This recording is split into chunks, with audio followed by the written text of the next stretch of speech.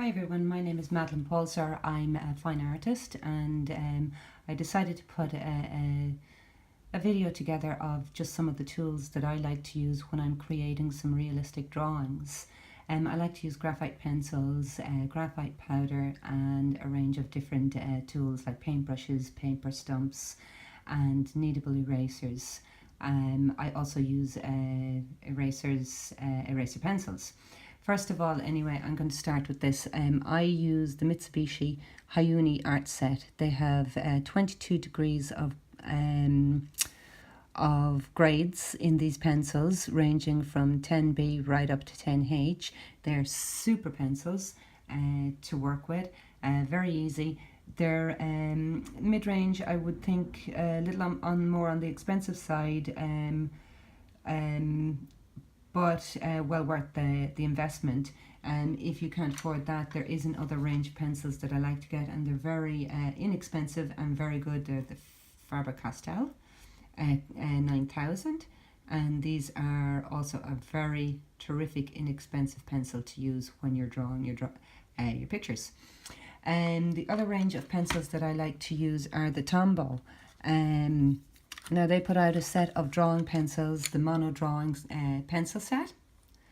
This pencil set is just a range of 6 pencils, 2B, 4B, 6B, B, HB and 2H. It also comes with the Mono Zero eraser pencil, which is very, very good and very, very useful. A lot of people ask, what white pencil do you use when you're creating your drawing? But I don't use a white pencil at all. What I use is this. These are the Mono Zero erasers, and they're used just like a pencil. But they're absolutely terrific for when you're doing highlighting and hair and contrast and stuff like that. So I think this one might just be a bit better on the video. Yeah. This is a round eraser, and it is 2.3.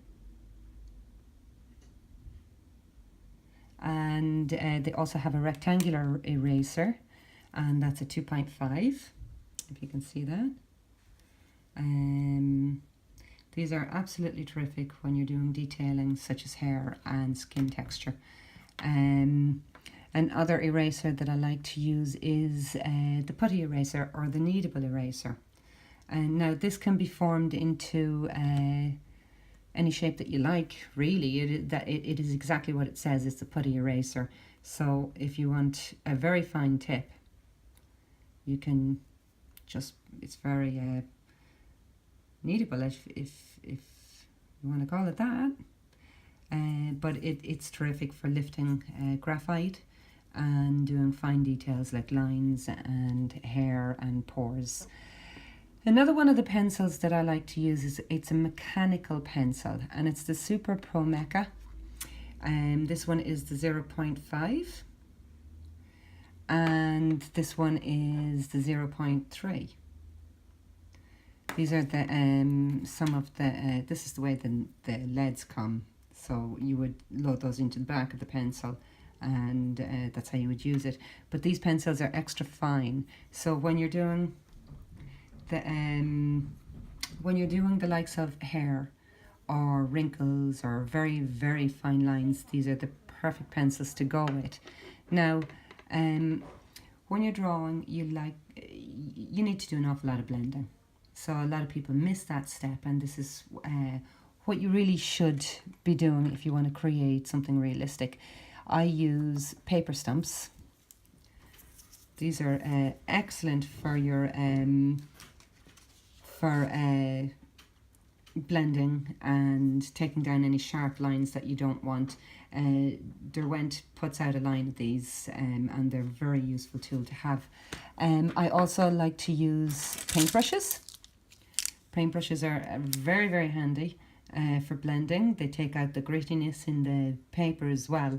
And also this larger one I like to use on large areas. It's short hair. It's a little bit stiffer than say the likes of this one. But you know, the more you get used to it, the more you'll be able to, you'll figure that one out. I buy inexpensive makeup brushes, and they're absolutely ideal for your blending. Now, another useful tool to use is your graphite powder. Now, when you're using large areas and you want to make a large area dark, the graphite powder is perfect. You use that with your paintbrush to spread over, and it gives a very, very nice smooth finish on your paper. And it is also great that for when you're doing skin texture and hair, that you can bring your Mono Zero eraser back in to lift the graphite, and it gives you those white lines that you're looking for, or the highlighting areas. Also, another tip, do not touch your paper with your fingers. It leaves your fingerprints all over it. So what I like to do is if I erase or if there's anything on my page, I use a paintbrush like this to sweep anything that's on my page off. I also like to use Q-tips. Q-tips are just like the paper blenders, the stump blenders or the paintbrushes. They are used for bringing down harsh lines and layering and the likes of stuff like that. It really blends beautifully. The thing about your drawing is never go too hard on your page. If you go too hard on your page, you're not going to be able to erase. If you layer after layer and bring your darks up to the darkness that you want, this is far more effective with your drawing, and then you don't run into problems if you do need to erase. I hope I've covered everything. If you'd like to leave any comments or if you have any questions, please feel free to leave a comment at the bottom of the page, and I'll get back to you on that. I will be posting more videos, tutorial videos on drawings and step-by-step drawings, which will be hopefully useful to you, and you'll see me using the tools in those videos as well. At the end of this video too, I'm going to leave a list of all of the tools that I use, and hopefully you'll be able to work with them. Let me know what you think, and see you soon. Bye.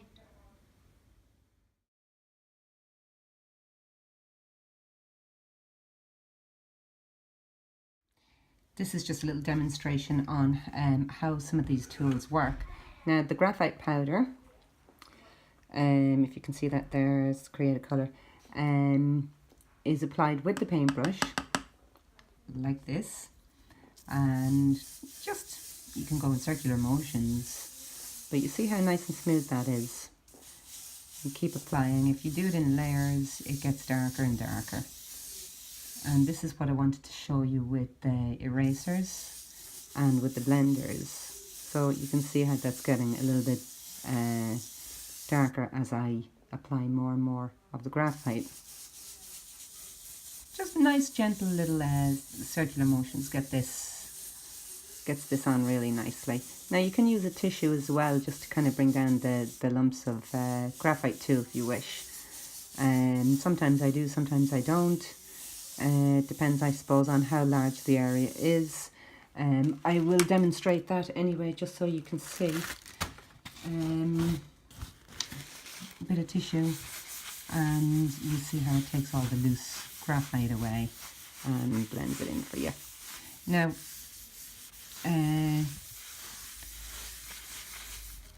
when you use your Mono Zero eraser, this is what I was talking about. A lot of people wonder where you get your white pencil. Well, it's not really a white pencil, it's an eraser that's like a white pencil, but it's an eraser. So when you're doing hair, what happens is, or fine lines on say dark skin or that, the eraser just picks it up. You can, so you don't need a white pencil. The Mono Zero eraser is really, I think, an essential tool. You can get inexpensive ones too. The Mono Zero eraser is not expensive to get at all, and you can. There are other companies that put out eraser pencils, but I find personally that the Mono Zero is probably the best. This is your kneadable eraser again, and say you're doing pores in a skin. Well, what you would do is you would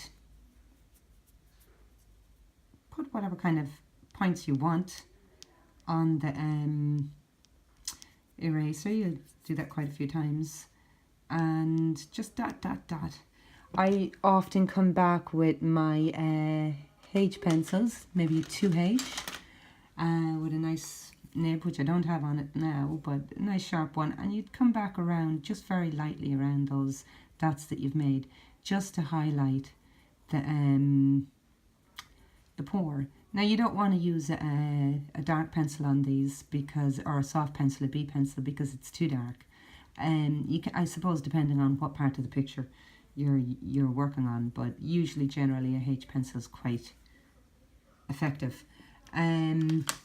Now also with your mechanical pencils, same thing. These are very, very fine lines. Oh, and I broke my nib. Yeah, that's the only thing the drawback about them. You have to be very, very light with them, because if you go too hard, you'll break your nib. But you can see how nice and fine those lines are. Really quite terrific for hair and eyelashes and wrinkles, and getting into very, very tight little areas in your drawings. Now, I like the Mitsubishi Hi-uni pencils. This is a 10B. This is absolutely, I love this pencil. It is so dark, it's so soft, and it's really, really very nice. I just go in circular motions just so you can see. You can see your page is usually, you can see the grit of the page, or the grain of the page, if you want to call it that. And sometimes, like when you're doing a photographic picture, you don't want the grain of the page to be picking up. So what you do is work in layers, okay? That's quite dark. And then I'll come back with one of my paintbrushes. It'll be a short-haired paintbrush, kind of stiff, not too hard, but stiff. And I would come back over these, and it takes the grit of the page, or the grain of the page out, and it leaves a very nice, smooth finish. If you can see that. And you just keep repeating that step, just so you can, the darker you want it, you just come back over it again after you've blended, and same process, just keep going with it until you get it as dark as you can. Then a lot is there, the page will only take a certain amount of the graphite, so you're not going to get it, you know, you might get it depending, I suppose, on the page, on the paper that you use. But I think this is as dark as you're probably going to get, and the 10B is as dark as you're going to get in your pencils, unless you're moving on to charcoal, which you can also do, you can blend with. Now, with the eraser pencil, very, very difficult to erase on something like that, but it can be done, especially if you do it in layers. But this is how, if you were working on dark hair, you'd just work in layers and just work it, pretty much. And that's really it. The same thing, sharp lines. You can come in with your paper stump, and it takes sharp lines out, or blends them in nicely so that they are not so sharp if it's an area that you need soft, and you can build up on that.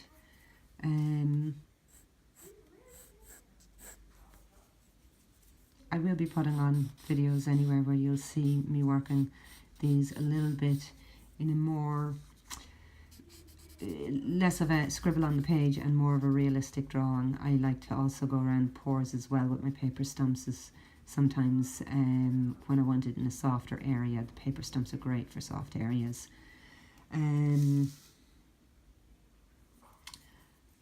I hope that helps. Let me know anyway if you have any questions. I am more than happy. I will be more than happy to answer any questions that you do have.